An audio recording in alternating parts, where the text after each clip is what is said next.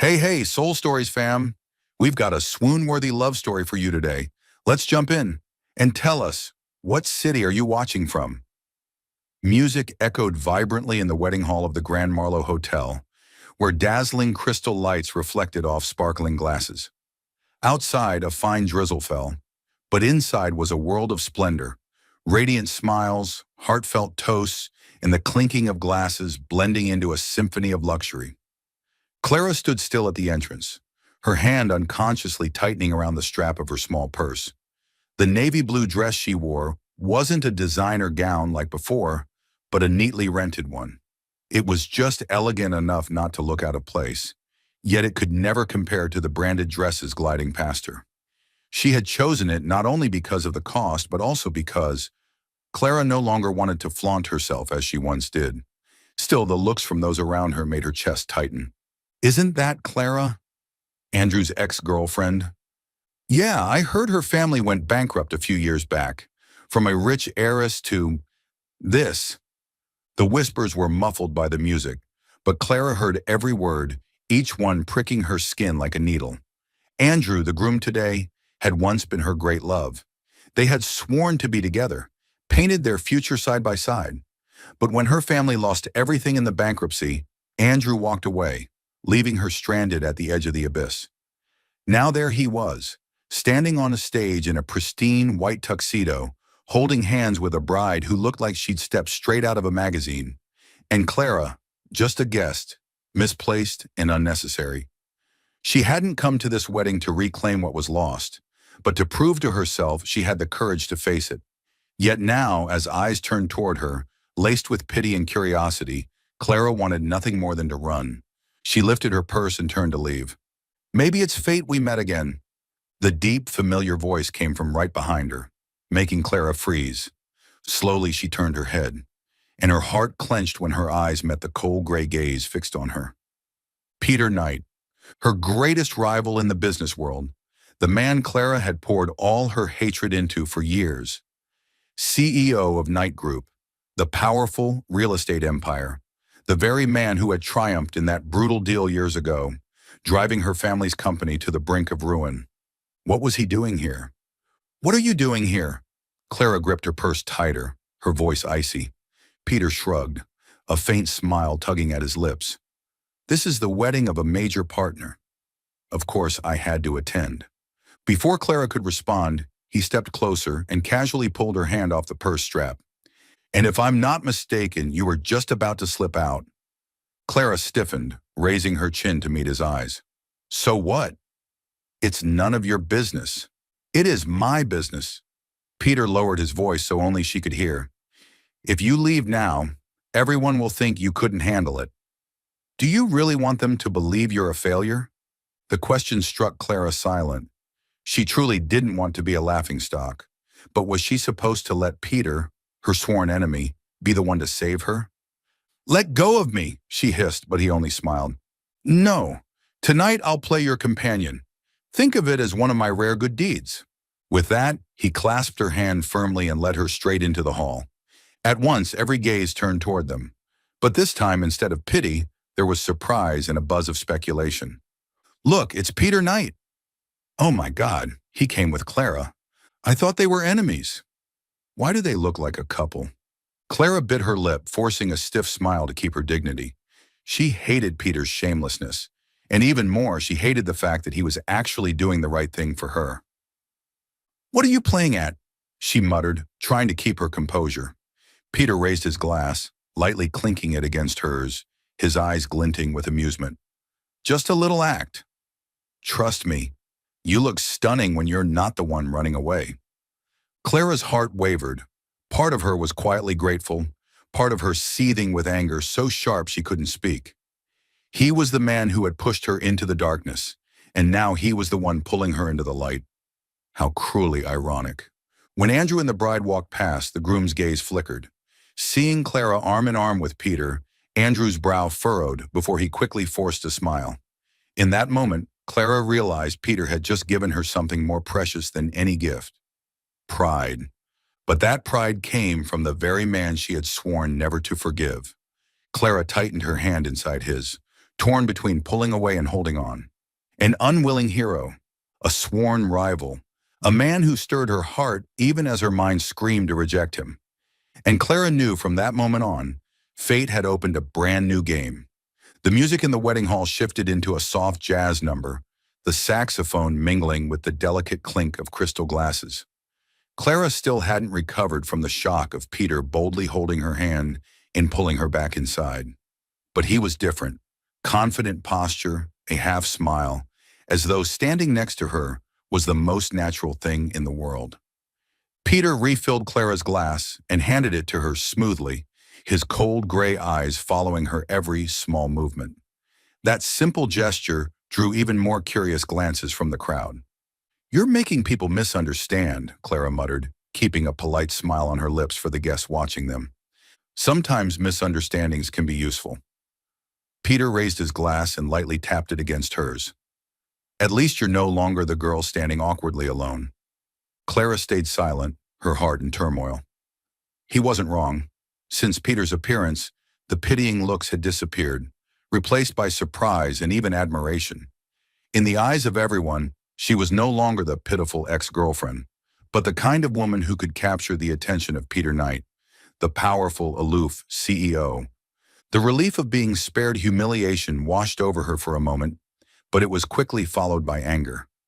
Why did it have to be him, the very man who destroyed her family's company, who was giving her a shield tonight? Peter leaned closer, his breath brushing her ear. "You'd better get used to people seeing us as a pair."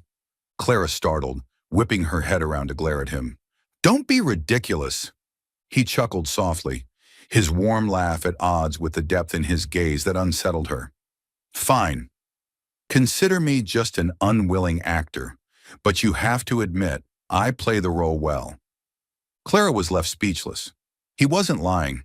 He played the part so smoothly, so naturally that if she hadn't known better, she could almost believe she truly was his girlfriend. While Peter mingled with a few businessmen, Clara stepped back, memories flooding her. 3 years ago, her family had run a respectable, mid-sized real estate firm in the city.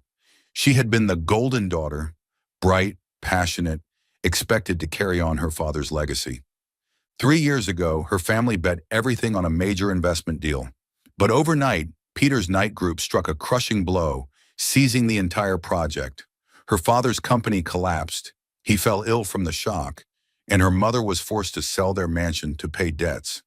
To Clara, the name Peter Knight became synonymous with mortal enemy, the man who destroyed her family. From a pampered heiress, she plummeted into ruin. But instead of surrendering, she chose to start over. With no fortune left, she gathered a small pool of capital and a few loyal friends to found a modest consulting and real estate brokerage firm focusing on green, sustainable projects, the kind she believed represented the future. Every dollar had to be carefully weighed. Every project was a battle. Clara had burned out countless times but held her ground. She was determined to prove she was not a failed heiress, but a capable leader. Peter, on the other hand, had soared. After his victory, Knight Group rose to become a major industry player. The media praised him as the young fox, a new symbol of power. To Clara, he was the embodiment of cold ambition, a man who cared only for profit and power. Back in the present, Clara found herself still standing beside him under the glittering lights. Peter leaned closer and asked quietly, "Do you regret coming here?" The question caught her off guard. Regret, of course, but if she hadn't come, she would always be the one running away. "No," her answer was firm. "I don't run." Peter studied her, then nodded faintly, as though he'd expected nothing less. As the night drew to a close, guests began to drift away in small groups. Clara stood on the veranda, the chill air making her shoulders tremble. Suddenly, a warm suit jacket settled across them. She turned to find those gray eyes watching her. "Don't get the wrong idea," Peter said in his low voice. "I'm not gallant. I just hate seeing you shivering like that." Clara pressed her lips together, ready to shrug the jacket off, but her hand unconsciously clutched it tighter. That warmth unsettled her more than the cold had. "What do you want, Peter?" He was silent for a few seconds before replying softly, "Nothing. Just Tonight, I thought, you didn't deserve those pitying looks. Clara was stunned. Hearing those words from the man she'd always considered her enemy shook her, but reason snapped her back. She answered coldly, I don't need your pity. Peter smirked faintly and withdrew his hand. Then think of it as me overacting my role. He turned and walked away, leaving behind the faint scent of sandalwood. Clara stood frozen, her hand tightening around the jacket on her shoulders. In that fleeting moment, she realized Peter's gaze hadn't been entirely cold. There was something different, a glimmer hidden beneath the ice. It unsettled Clara, and she hated herself for noticing it.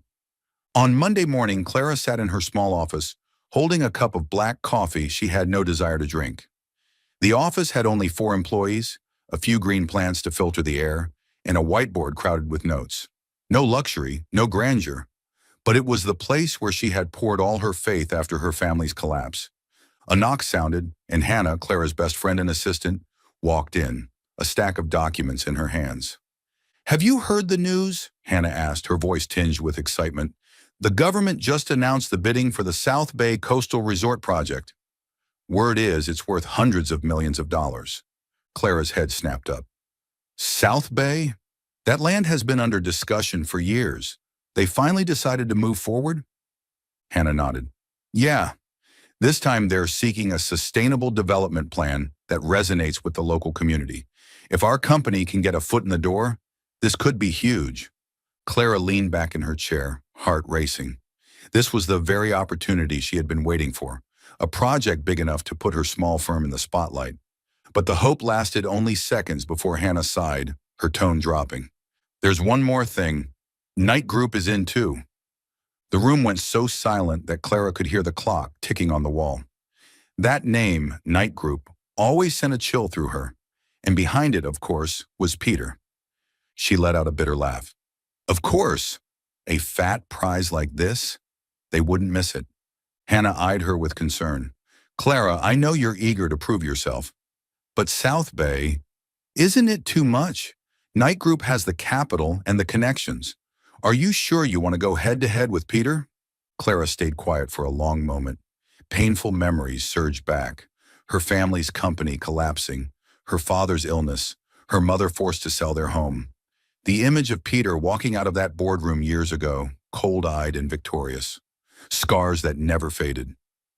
Precisely because it's Peter, Clara said firmly, lifting her head. I have to enter. Not just for the company, but for myself. I need to prove I'm no longer the loser. Hannah sighed but nodded faintly. She knew once Clara decided, nothing could change her mind. In the days that followed, Clara threw herself into work. With her small team, she drafted a detailed proposal, an eco-friendly resort powered by renewable energy, working with local fishermen to preserve the coastal heritage. She stayed up countless nights, her fingers aching from typing and redrawing plans, but her eyes still burning with determination. A fire blazed in her chest. This time, she would not lose. One late afternoon, as Clara was reviewing files, Hannah placed a freshly printed newspaper on her desk. The bold headline read, Knight Group officially enters South Bay bidding. CEO Peter Knight declares, we will turn this place into a world-class luxury paradise. Beneath the text was Peter's photo, a flawless gray suit, a calm face, sharp eyes staring straight into the camera. Clara's grip tightened on the paper, her jaw clenching. A world-class luxury paradise, she muttered bitterly. All he cares about is profit. But me, I want South Bay to belong to its people, and I'll show him there are values money can't buy. That evening, Clara sat alone in her modest rented apartment. It wasn't luxurious, just a few basic pieces of furniture, an old bookshelf, and a handful of family photos she had managed to keep.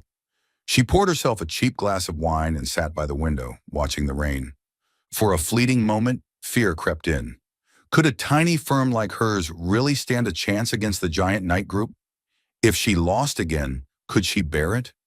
She closed her eyes and whispered to herself, as if to steady her heart, I have to try. If not, I'll spend the rest of my life in his shadow. On the day the official bidding list was announced, The conference hall was filled with representatives from both large and small firms. Clara wore a simple gray suit, her hair neatly tied back, her face lightly made up. Sitting with Hannah and two colleagues, her heart pounded as the organizers read out each company name. Knight Group. The room erupted in murmurs, many eyes glancing with admiration toward the row where Peter sat. Clara gripped her pen tightly. When her own company's name was finally called, she took a deep breath and lifted her chin. At that exact moment, her eyes locked with Peter's. He raised an eyebrow, a faint smile flickering across his lips, as if he had known all along she wouldn't miss this. Clara's fist tightened as she whispered in her heart, "Yes, I'll face you, and this time, I won't fall." The conference room of the City Development Department gleamed under bright lights, tall white curtains drawn high to reveal the sweeping view of South Bay's coastline in the distance. Today, all the companies selected for the official presentation round of the Coastal Resort project had gathered. The atmosphere was tense, like a battlefield. Representatives, sharply dressed and holding thick folders, were ready to compete not only with ideas but with credibility and stature. Clara sat with her team in the waiting row, her palms slick with sweat. Across the room, Peter Knight entered, tall, imposing, his tailored suit flawless. Even the smallest nod from him was enough to stir the entire hall. "Your rival just arrived," Hannah whispered beside her. Clara didn't look, only replied firmly, "So what if he's my rival?" "I'm not backing down this time." When her company's name was called, Clara rose and walked to the podium. The projector lit up, displaying her team's renderings, a seaside resort that was modern yet harmonized with its natural surroundings. Her voice rang out, clear and steady. "South Bay is not just a strip of coastal land. It is home to thousands of fishermen, the legacy of communities who have lived here for generations. Our proposal is not just about building a resort, but creating a sustainable space where tourists can enjoy themselves while locals continue to live and preserve their culture." She emphasized the highlights: solar energy, partnerships with fishermen for cultural tours, and a coral reef conservation area to protect the marine ecosystem. Eyes across the room fixed on her. A few council members even nodded. Clara felt her heart steady, every word beating in rhythm with her determination. But then, as her presentation came to an end, Peter stood. He hadn't been invited to the counter, but with Knight Group's weight, the council allowed it. "Miss Walsh's proposal is admirable," Peter began in a calm tone. "But—" He paused as the screen behind him switched to massive financial charts. "Here is Knight Group's financial analysis. With 10 times the investment Miss Walsh proposes, we can deliver exponentially higher revenue to the city and create thousands of jobs within the first 2 years. International tourism demands world-class standards, and South Bay deserves to be a global 5-star destination." His voice was measured but heavy, like a hammer striking down. Detailed figures, dazzling graphs, everything meticulously prepared. Clara clenched her fists, forcing herself to stay composed. When the council glanced her way, she spoke up. "High profits are not wrong, but where do those profits come from? If we destroy the coastline, erase the fishing villages, and turn South Bay into concrete blocks, what will we have left in 20 years? Sustainability isn't just a trend, it's survival." The hall rippled with murmurs. Peter raised an eyebrow, the corner of his mouth lifting slightly, as though daring her. "Let's see if you can keep standing." After the presentations, the media wasted no time. The front page of the Financial Herald blared, "Young businesswoman challenges real estate tycoon at South Bay." The article described Clara Walsh as a bold new face and drew a direct comparison to Shark Peter Knight. Clara held the paper, trembling yet proud. She hadn't won, but at least she had forced the public to notice. That afternoon, as Clara left the building, she happened to cross paths with Peter. Their eyes met. "Your idea? Not bad," he said first. Clara tightened her grip on her bag, replying quietly, "I don't need your compliments." Peter chuckled, a flicker of amusement in his eyes. "Too bad. Ideas need money to come alive, and that's exactly what you lack." Clara froze, a sharp pang in her chest, but she didn't show it. She lifted her chin. "You're right. I don't have hundreds of millions like you, but I have something you can't buy, the trust of the people." With that, she walked away, leaving Peter standing there with a faint, unreadable smile at his lips. That evening, Clara returned to the office where her team was gathered around simple takeout boxes. They looked at her with hopeful eyes. "We did great, Clara," one colleague said. "Even if we don't win now, the press is already talking about us." Clara gave a weary smile, but her heart brimmed with determination. She knew limited funds put her firm at a disadvantage, but her resolve and vision had already planted a seed, and she would not let Peter Knight or anyone else crush it. The sea breeze carried a salty tang into the city. Late in the afternoon, Clara stood at the foot of the glass tower of the development department to submit a technical addendum for the South Bay bid.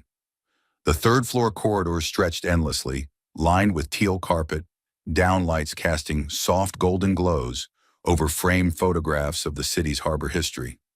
Hannah was tied up in a meeting with the solar contractor, so Clara came alone, clutching the folder to her chest as if it were the only thing keeping her upright. The elevator doors opened with a dry ding. Clara stepped inside, then froze. In the lobby corner, near the coffee machine, she saw Lucas, Peter's close aide, leaning against the window, phone pressed to his ear. The slant of the late sun revealed the tension in his face. Clara's instinct told her to keep walking, but a few words caught her and held her still.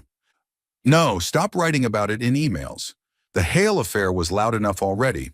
And to be clear, Knight Group didn't push Walsh and Company into bankruptcy. Hale triggered the material adverse change clause first, cutting off their credit line.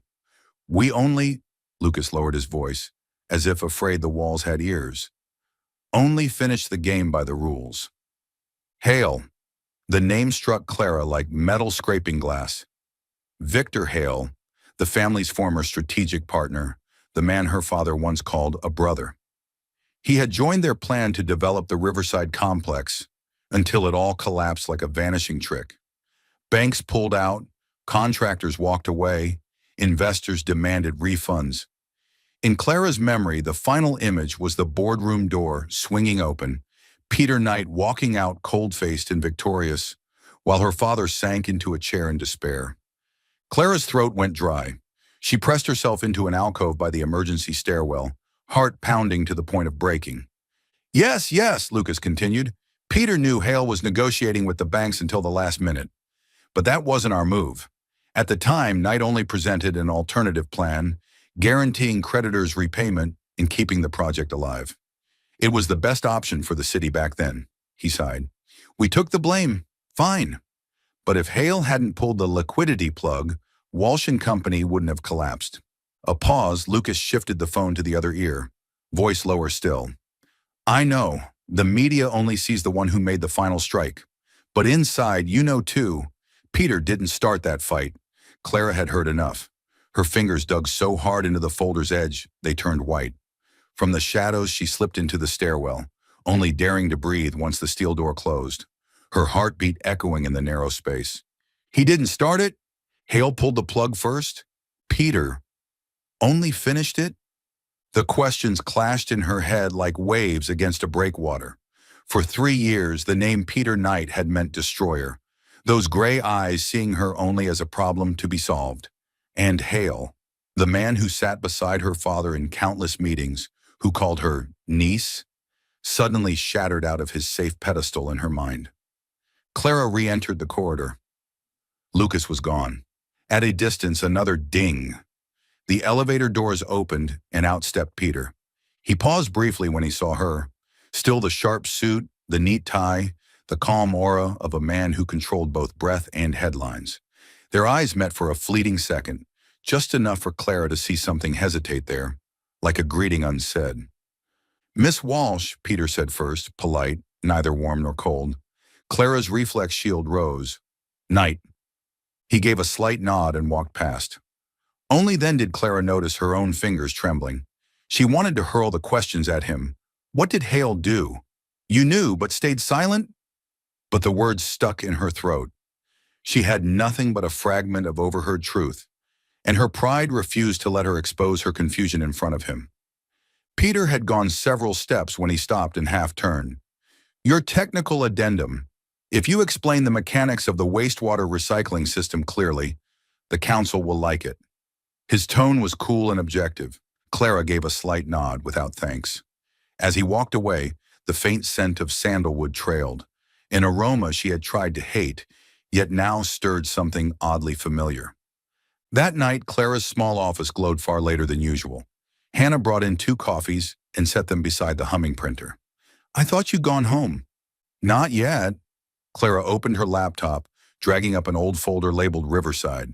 Scanned invoices, meeting minutes, email exchanges, all buried long ago like relics. Each time she opened them, her chest ached.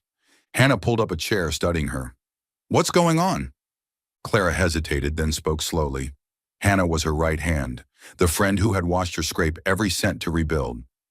"I just overheard Lucas," he said. Hale triggered the material adverse clause. Cut credit first, night only ended the match. Hannah set her cup down so gently it barely made a sound. "Clara." "I know," Clara exhaled. "Eavesdropping is bad. And maybe he said it to soften Knight's image. But..." She opened a 4-year-old meeting memo, cursor hovering over a tiny note at the bottom. Appendix 3. Disbursement conditional upon financial safety ratios proposed by partner Hale. Her eyes darkened. "Whose idea was that appendix?" "Hale's," Hannah answered without hesitation. "He insisted it would ensure flexibility." "And then the bank pulled out," Clara pressed, "because of increased risk after a minor investor withdrew." Hannah paused. "And Clara, that investor was one of Hale's satellite companies." The room seemed to shrink. Loose pieces suddenly clicked together. The conditional appendix, the minor investor withdrawing at the exact moment, the bank freezing funds, the site shutting down, and Knight entering like a bulldozer, clearing the rubble. "Maybe Knight knew," Hannah said softly. "But it doesn't mean he pulled the strings." She looked Clara straight in the eye. "The question is, how far do you want the truth? If you dig, it won't stay as simple as hating Knight." Clara pressed her forehead to her fingers, eyes locked on the screen. A vision of her father flashed, sitting by the window in his final days, hands trembling around a teacup, telling her not to let hatred consume her. Yet she had followed it for 3 years, funneled every reason into a single name, Peter Knight.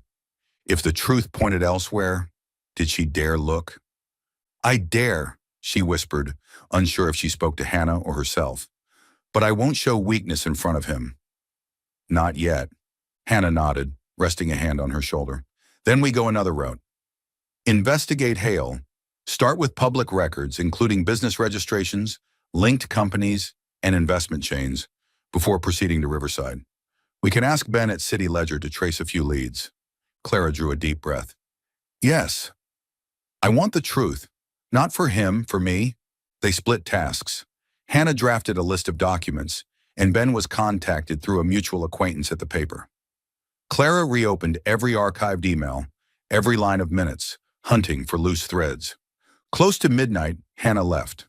The office fell silent, with only the hum of the AC and the yellow lamp. Clara opened an old email with an innocuous subject line: "Payment schedule adjustment. Draft. Sent by Hale's assistant." At the bottom, instead of the usual signature, a scribbled note: "To be reviewed later by internal audit. The date is 1 week before the bank cuts off funding." Clara leaned back in her chair, blinking slowly. A strange sorrow rose. Not pure anger, but a second kind of loss. The loss of certainty, of believing she had been right to hate one man. Her phone buzzed. A text from an unknown number. "This is Ben from City Ledger. Hannah gave me your contact. About Hale, I found some interesting files. Meet tomorrow?" Clara typed back. "Tomorrow, 9 a.m., Harbor and Pine Cafe." "Thanks." She set her phone down and looked out the window. The city slept, but the sea kept breathing, waves white and faint as pages turning. She closed her eyes. Behind her lids, Peter's gray eyes surfaced. Not fully cold, not warm either, but like deep water concealing its own tides. If he hadn't started the fight, then who was Peter Knight in her story? The question lay still, unanswered. Clara turned off the lamp. Tomorrow she would chase the real arrow that had pierced her family, and if she discovered her hatred had been misdirected, she would have to learn how to stand tall, even when the truth hurt. Outside the glass, harbor lights blinked like Morse code from afar. Clara whispered, as if promising herself, truth first, forgiveness later. The forecast had warned of scattered showers, but by noon the sky collapsed as if someone had pulled a gray curtain across South Bay. Sea winds screamed through the casuarina trees, whipping sand against car windows. Clara slowed down, the wipers swiping frantically but still unable to keep up. On the passenger seat lay survey maps and a few sand samples Hannah had prepared. Clara was headed to check the drainage outlets in the southern village.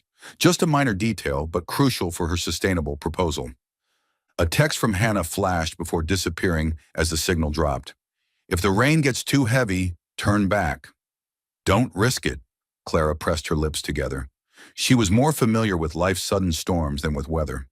But staring at the pitch-black sky, even she hesitated. Her decision was cut short by a flashing red warning light at the end of the coastal road. Temporary closure due to a tropical depression making landfall. Police waved cars back toward the nearest town, Seabrook. Clara turned the wheel, her tires skimming over long streaks of water like ink stains. Seabrook was just a small town 15 minutes inland from the site. Dark wooden rooftops hunched together, old shop signs creaking in the wind. On the corner stood a two-story inn, Mariner's Rest, with a green tin roof and 3 rocking chairs on its porch. She pulled in, braking hard under the awning. The salty wind slapped her face as soon as she opened the door, soaking her coat in seconds. Clutching her file, Clara dashed up the steps. Inside, behind the front desk, an elderly woman with silver hair and reading glasses strained to hear a crackling radio. "You need a room?" the woman rasped. "Yes, 1 room. Just for tonight, I think." The old woman nodded, handing her a pen. "Power's been out for half an hour. Lucky the fireplace is still running. Storm's a bad one tonight." Clara signed and paid cash. Just as the key changed hands, the door swung open again. Wind rushed in, carrying rain, and a faint scent of sandalwood. Peter stood in the doorway, hair damp, sleeves rolled to his elbows, jacket draped over one arm. His eyes flicked past Clara for a brief second before resting politely on the woman. "Any rooms left, ma'am?" Clara froze. The universe had a twisted sense of humor. "Lucky you, 1 room left," the woman said, glancing out at the downpour. "Everyone's stopping here tonight." Peter nodded, paid, and accepted the key. He turned to Clara. "South Bay Road's closed. I was checking the dock at Seabrook and got stuck." "What a coincidence," Clara said flatly. The woman pointed toward a dim hallway. "No power. The emergency lights will guide you. Fireplace is on in the lounge. The kitchen is cooking fish stew for dinner. That'll have to do." The inn's lounge glowed warmly with the crackling fire. Flames cast long shadows across the wood-paneled walls. Clara sank into a worn armchair, carefully fanning her papers to dry without letting them get too close to the fire.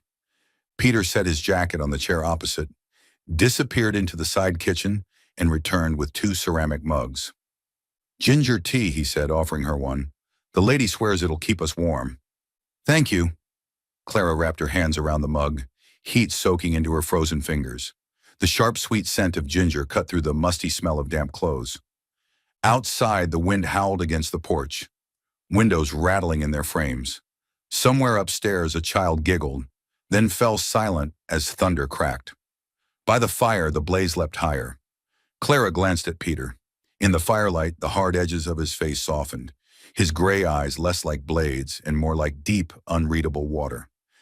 "Are you always this calm?" she asked before realizing she'd spoken aloud. Peter sipped his tea. "I was trained to be." His gaze stayed on the fire, voice lowering as though speaking to himself. "My house was never noisy. Study schedules, extracurricular schedules, summer internships. Everything was a timeline. My father believed that if you don't accelerate, someone else will overtake you. I learned to count my breaths when it got too fast." "Count your breaths?" Clara tilted her head. "Yes." He gave the faintest smile. 7 in, 7 out. Numbers gave my mind structure. I carried that into the boardroom. When people shout, I count. When stocks crash, I count. When the press calls me cold, I still count. Old habits cling tight. Clara stayed quiet, startled by the softness of the admission. "And when you win, do you count then too?" Peter met her eyes. I do, because victory is noisy. People cheer, laugh, and raise glasses, and then, suddenly, it's silence. Just a new burden, a new timeline. I measure that by rhythm, too. Clara propped her chin on her hand, watching a spark fizzle out in the hearth. Sounds lonely. Loneliness is a price some people choose to pay. He shrugged. I'm not always sure it's worth it. They both laughed lightly, uncertainly. Outside, the storm slammed rain against the windows. The fire sputtered, flames dipping. Peter rose, went to the log pile, and knelt to feed the blaze. His movements practiced. The desk lady peeked in. You handle a fire well, young man. Peter inclined his head politely, then returned to his seat, coaxing the flames back. And you? He asked after a moment's pause. Came to Seabrook to check drains? Alone? Yes. Clara smiled faintly. We don't have a big technical team. If Hannah's busy, I'll go myself. I need to see how the water flows, where the seawall breaks, and which homes are low-lying. You can ask for more funding, but field data, you have to gather that with your own eyes. Peter tilted his head. That's what I envy. I usually only see reports. Clara sipped her tea, warmth spreading. She thought of her father, his trembling hand holding hers in the antiseptic hallways of the hospital. He taught me to visit construction sites every week, she said softly. He said drawings are intentions. The site is true. When he lost the company, he lost his truth. Since then, I need to touch soil, smell mortar, stand in the wind. Peter was silent. At last he murmured, I'm sorry for him. Clara nodded. The pain is no longer raw, but still glowing like embers under ash. Some days I think I hated you more for that than for anything else. I know. He didn't argue, didn't defend. I was the face they saw when the boardroom door opened. I never tried to soften it. Maybe that's why every arrow came my way. And you just stood there? Clara asked. Most of the time. He leaned back, eyes fixed on the flames. Sometimes I deserved them. I was cold.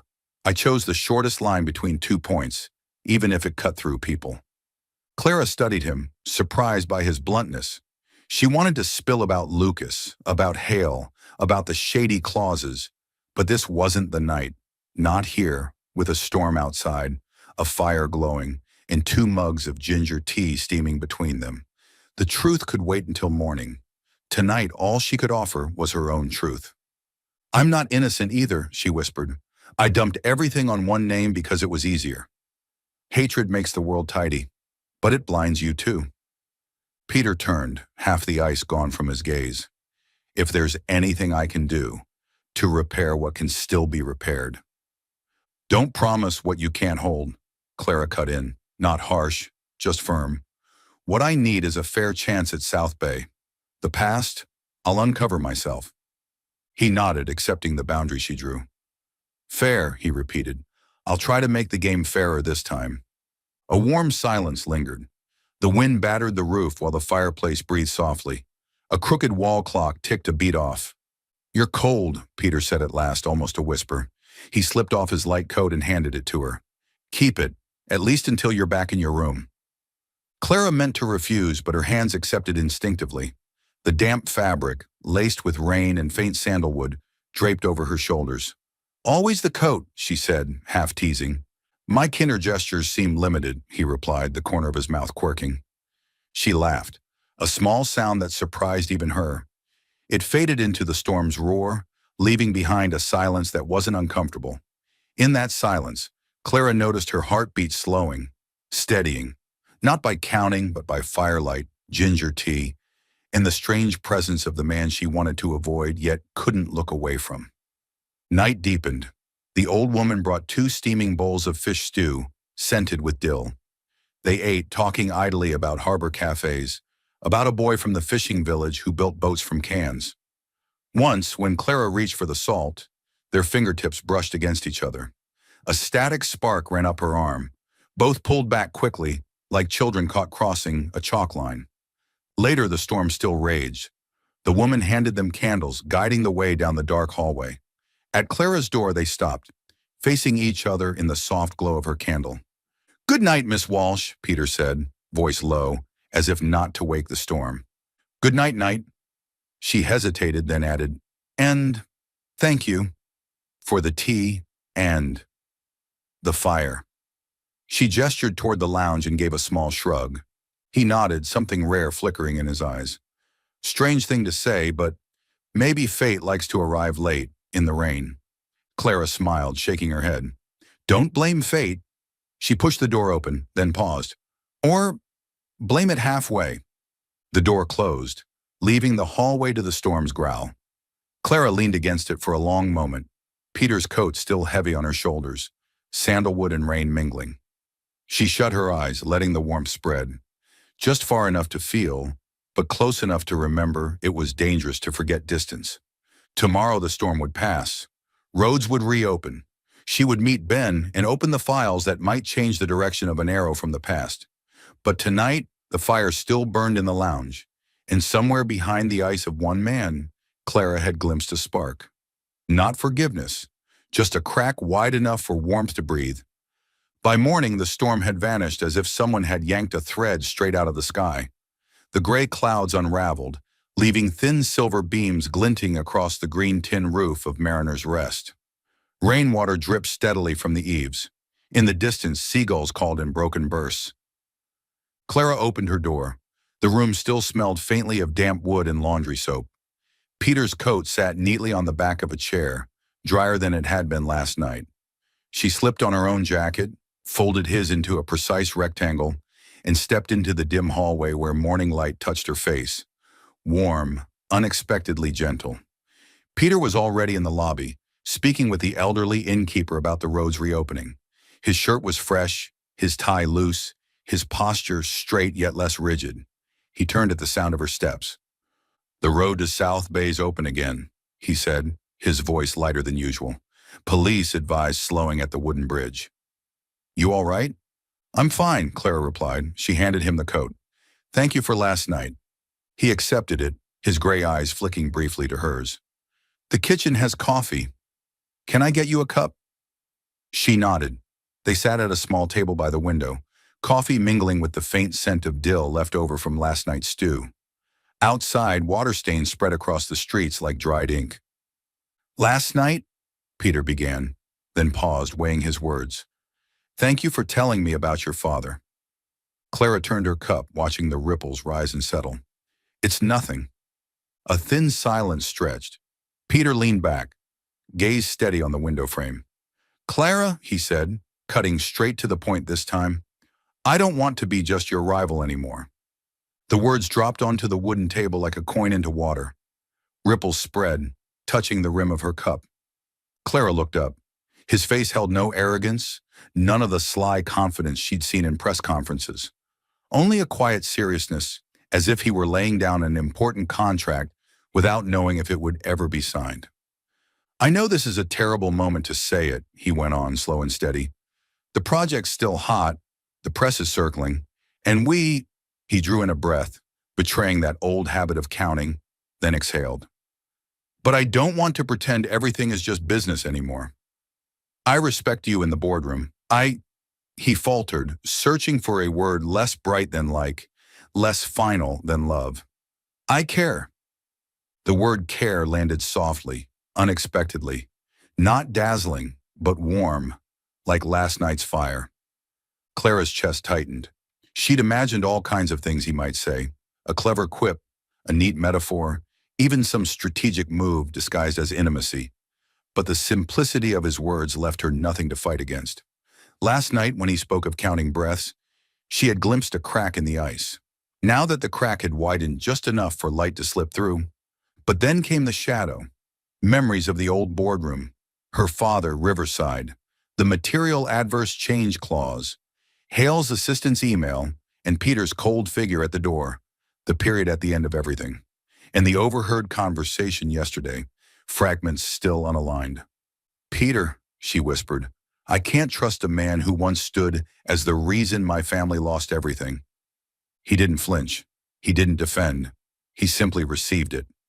A flicker of regret passed through his eyes like a cloud. I understand.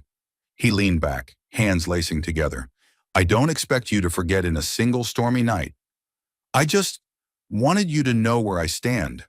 A faint smile, more self-mocking than protective, touched his lips. "And to let you know, if you need a straight line, I'll try to bend." Clara gave a dry laugh. "Straight lines don't bend."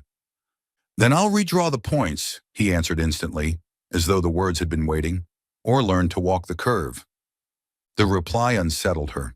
Peter Knight had always been the straightest, shortest line between 2 points. Efficient, ruthless, unyielding. To hear him talk about walking curves sounded absurdly tender. And that was dangerous. The tenderness of a dangerous man was doubly so. She set her cup down, fingers lacing together. "We're bidding on the same project. The press is watching. I can't be the woman rumored to be in bed with the rival." "I know," he said simply, "no excuses. And I don't want you to be anyone's shadow either." A text lit up Clara's phone. From Ben, City Ledger. "At Harbor and Pine. Got Hale's files. Can you come?" Her heart skipped, then raced. The documents that might answer the questions she had buried for 3 years, waiting. She looked up. "I have to go." She rose, tucking in her chair. "This conversation. Thank you for the honesty. But I need the truth before I know what to do with all of this." She gestured between them. Peter stood as well, but didn't close the distance. "The truth," he repeated, as if committing it to memory. "All right. And—" He hesitated, choosing his words carefully. "While you're searching for it, I'll do my best to keep the game fair." Clara held his gaze for a beat. "Fair," she echoed.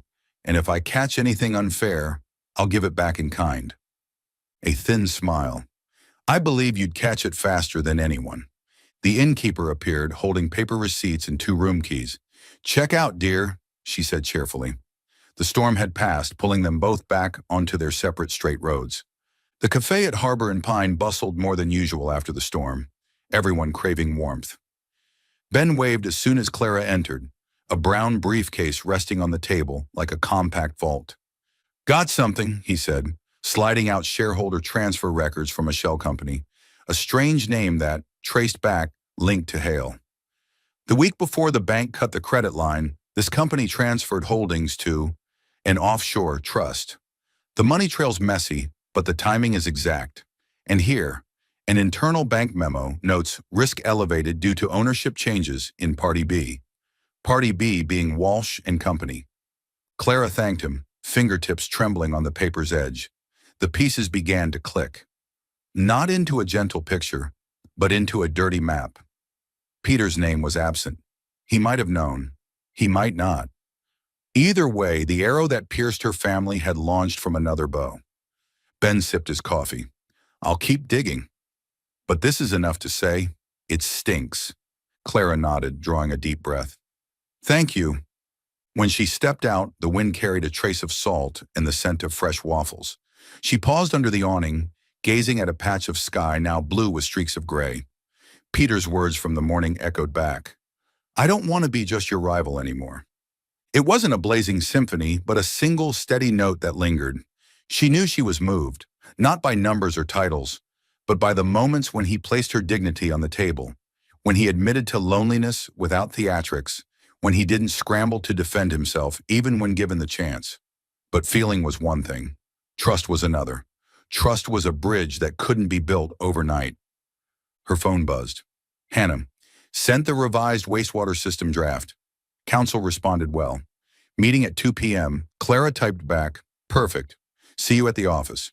She pocketed the phone and stepped into the sunlight. At the end of the street, the wooden bridge was drying in the breeze. She would cross it, back to South Bay, back to the fight. Only now the fight carried an added weight. Not just to build a resort, but to rebuild the bridge of trust, with the past, with herself, and maybe with a man learning how to walk curves. By afternoon, they would face each other again, under white lights and cold slides. There she would be Clara Walsh, sharp, straightforward, unshaken by half a confession. But in the smallest corner of her heart, a seed had touched soil. It hadn't sprouted, hadn't been watered, and was still covered by coarse fabric called reason. Yet a seed was still a seed, only waiting for the weather. Clara lifted her chin to the breeze. Fair, she whispered to herself, like a vow. Then she walked on. Beyond the bridge, the sea was brightening. Beyond the bridge, Peter Knight was likely still counting his breaths, and for the first time, perhaps, counting them slower. Loving this story. This story belongs to Soul Stories. If you see it anywhere else, please come back to our official channel to enjoy it in full. The Grand Hall of the City Development Department was lit like a stage. This was the final bidding round for the South Bay project, and the air in the room was thick with tension. Dozens of cameras were pointed at the stage, and hundreds of eyes were locked on the competitors. Reporters crowded the back, shutters clicking nonstop. The project itself was already magnetic, but the real reason the public was buzzing was the clash of two names, Clara Walsh and Peter Knight. The two sworn rivals are now fighting head-to-head for South Bay. One journalist whispered excitedly to another, "This might be the hottest headline of the month."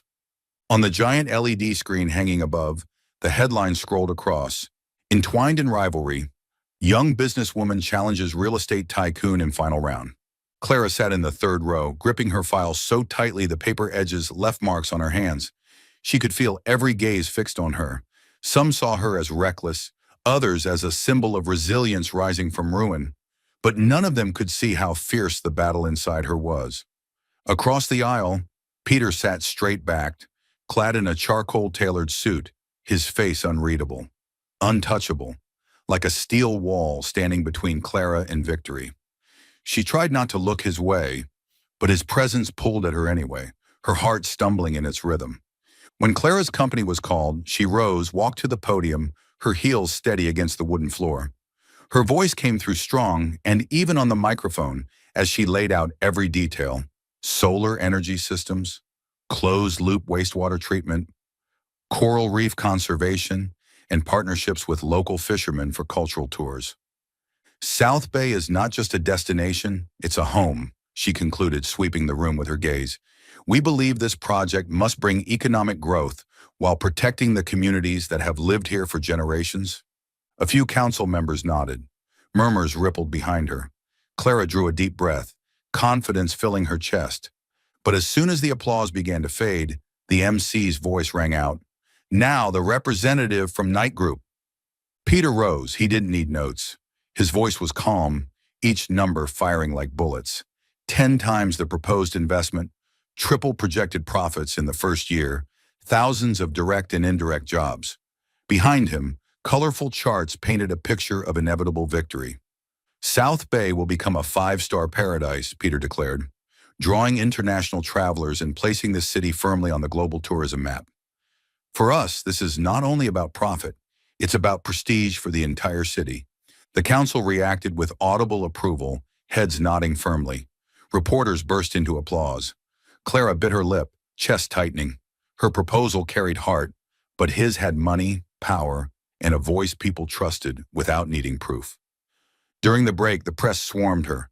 Flashbulbs strobed, microphones shoved in her face. "Miss Walsh, how does it feel to face Mr. Knight head on?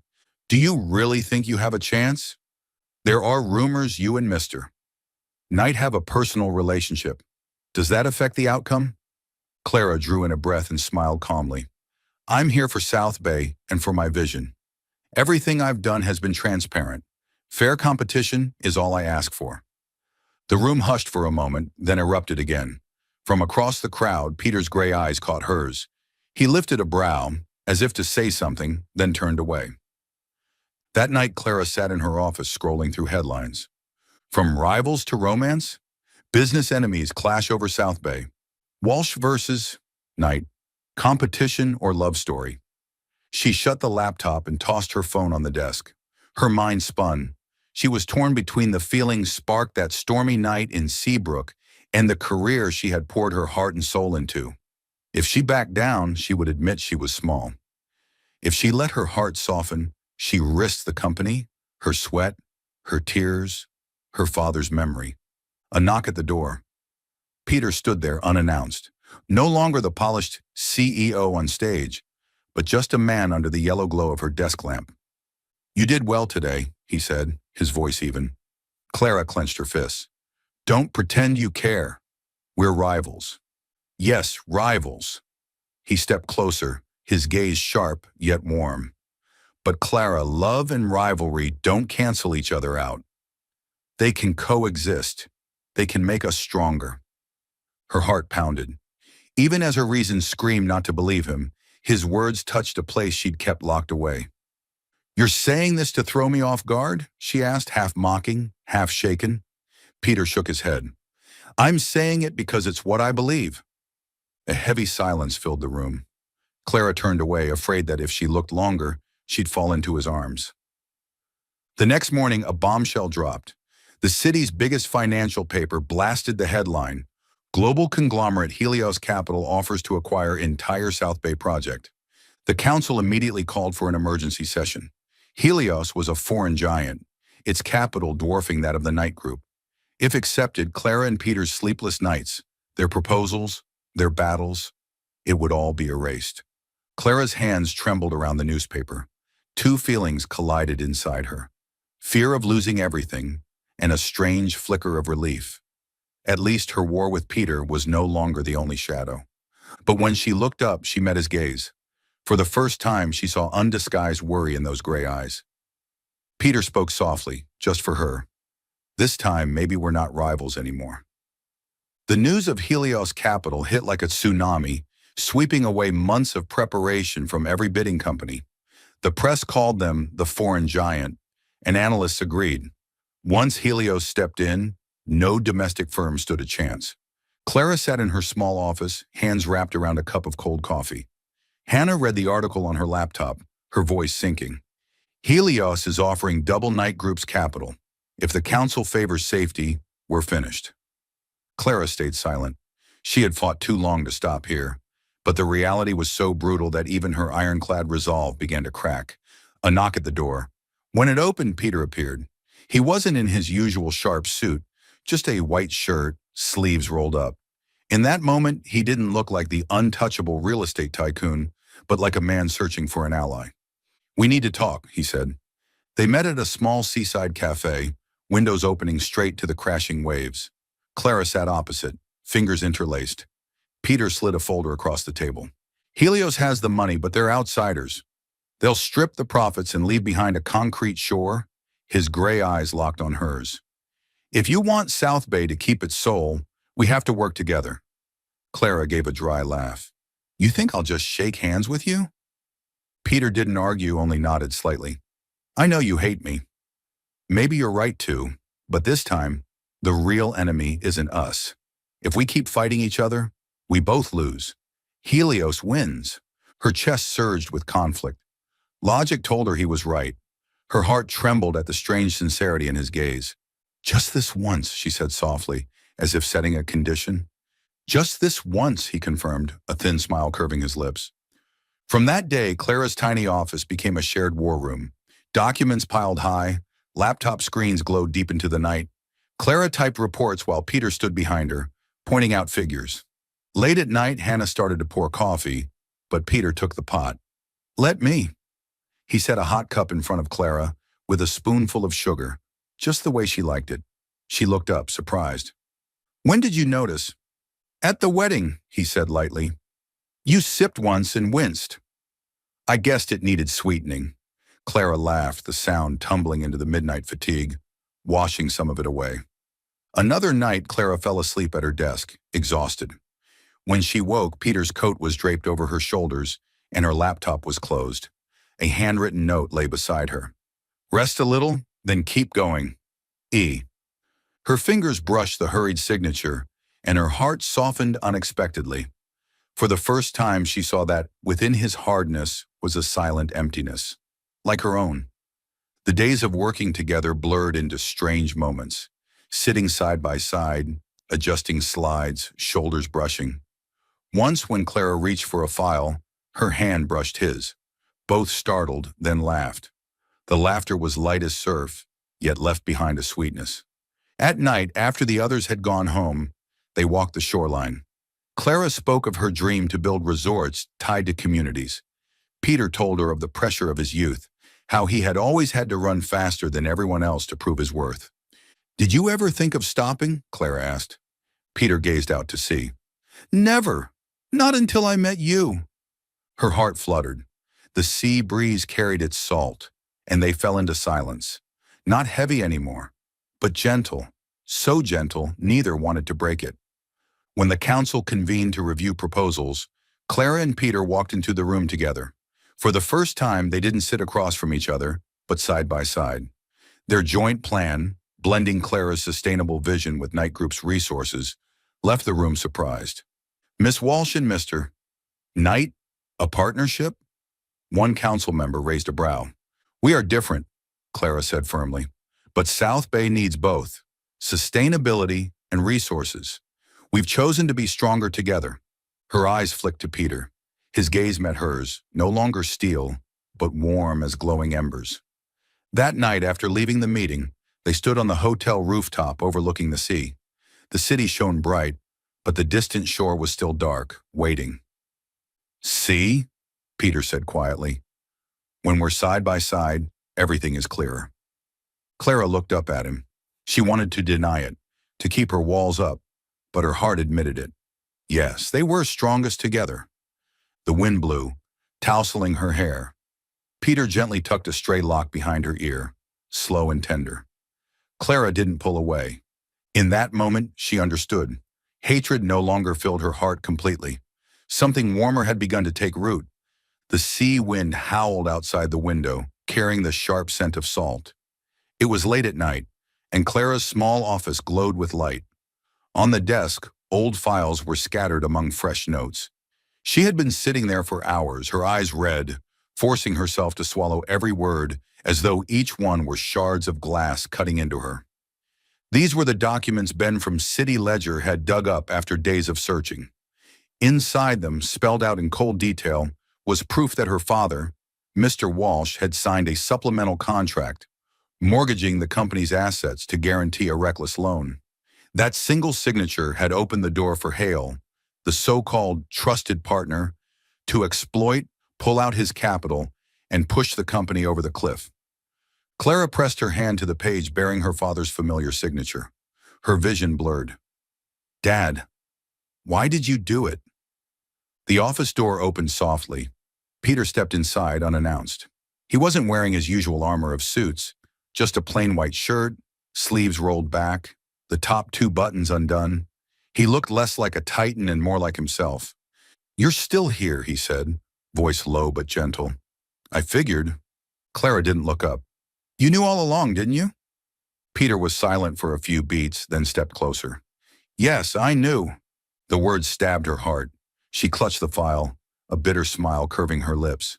For 3 years, I hated you. I blamed you for everything. I thought you destroyed my family. But the truth? Peter sat beside her, speaking in a slow, deliberate manner. The truth is, your father was human. Anyone can make mistakes. He loved the company too much and wanted to save it at any cost. And Hale took advantage of that trust. You knew, Clara whispered, so why didn't you tell me sooner? Why let me hate you for all these years? Peter lowered his gaze. Because telling you wouldn't have eased the pain. You had just lost your father and your company. I didn't want you to carry another weight. That the man you loved most was also the reason. I thought, letting you hate me would be easier than letting you lose him twice. Clara turned to him, tears spilling unchecked. All these years she had built a fortress of hatred around a man who hadn't truly deserved it. All the sleepless nights, the harsh words she'd hurled at Peter, suddenly they shattered like glass. You let me hate the wrong person, she choked out. You stayed silent, let me drown in the dark. Do you know how many nights I wished I could scream at you? Why did you do this to me? Now I realize you chose silence so I could keep one last good memory of my father. Peter lifted his eyes to hers. In that gray gaze there was no coldness, only a grief he could no longer hide. If I had the choice again, I'd stay silent again. Because you matter more than my pride. The room fell quiet, filled only with the sound of distant waves and the ticking clock. Clara sobbed softly, letting the file slip from her hand. 3 years. I hated the wrong man, she whispered. Peter reached out, drawing her gently into his arms. His embrace was strong yet tender, as though peeling away every thorn she had wrapped around herself. Clara let herself lean against him, listening to his heartbeat, steady and sure against her ear. "Maybe fate didn't take everything," Peter murmured, his voice rumbling in his chest. "It left you, me." Tears streamed from Clara's eyes, but now not only from pain. In his arms, she felt both loss and hope. A cruel truth had been revealed, yet in the same moment, she realized her heart no longer refused him. Peter held her tighter, as though engraving a promise into every breath. "I can't give you back the past, but I'll walk with you into the future." Clara closed her eyes, letting the tears flow. Within her, a seed stirred, no longer buried under hatred, but watered by truth and the fragile beginnings of trust. Outside the window, dawn painted the sea in hues of rose. And for Clara, it wasn't just another morning. It was the beginning of something real. The press room at the City Development Department was packed to the brim. Camera flashes fired nonstop, the hum of voices swelling like waves. The final results had just been announced. The council officially awarded the South Bay project to the Walsh Consulting Knight Group Alliance, not to Helios Capital. The news swept through the city like a reverse storm. Reporters rushed to send breaking headlines. Foreign giant defeated by unlikely alliance of longtime rivals. Some outlets went further. Rivalry becomes strength. South Bay has its winners. Clara sat at the conference table, her heart still trembling faintly. As applause thundered across the room, she had to draw a long, steady breath to believe it was real. All the sleepless nights, all the scars of the past, all the doubts about herself, answered now in 2 words: victory. Beside her, Peter sat straight-backed, his face calm as ever. Yet his hand tapped lightly on the table, a tiny rhythm betraying that for him, too, this wasn't just a business win. It was one of those rare moments when he allowed himself to exhale. When the host invited the representatives to speak, Peter rose first. Microphone in hand, his voice rang steady and sure. "South Bay is a golden opportunity, but it is also a test of trust. Trust that sustainability can stand beside profitability.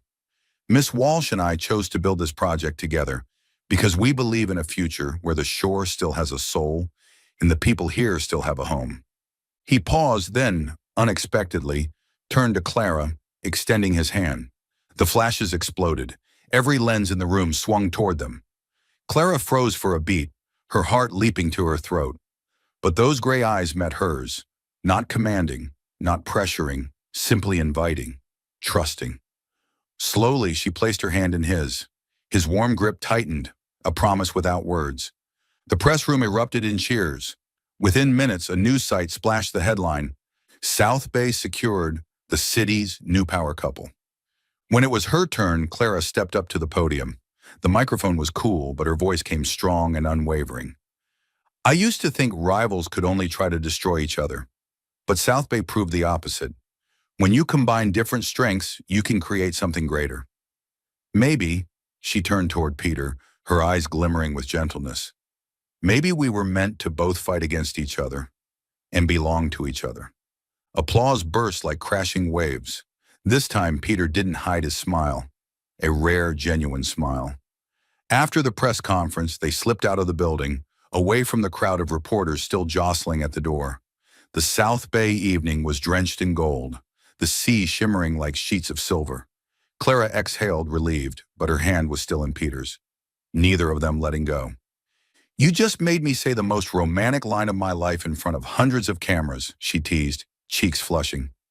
"You spoke from your heart," he said, his voice low but his lips tilting with the faintest grin. "And I'm proud I was there to hear it." She laughed, light and free, like the sea breeze itself. Together they walked on, shoulders brushing, 2 people who, after years of detours, had finally found their rhythm side by side.